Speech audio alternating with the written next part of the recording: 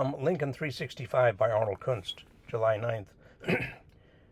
To get the people to quiet down before any one of the 1858 debates with the famous Senator Stephen Douglas itself would start, Abraham Lincoln would tell one of his by now famous jokes.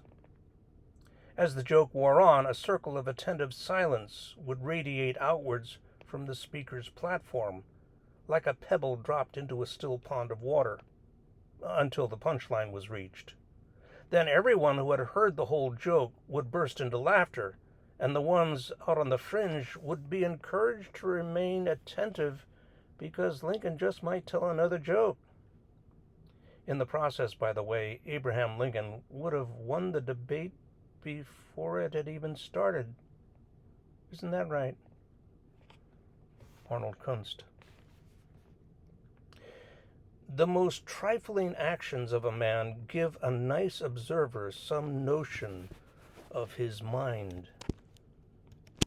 Benjamin Franklin.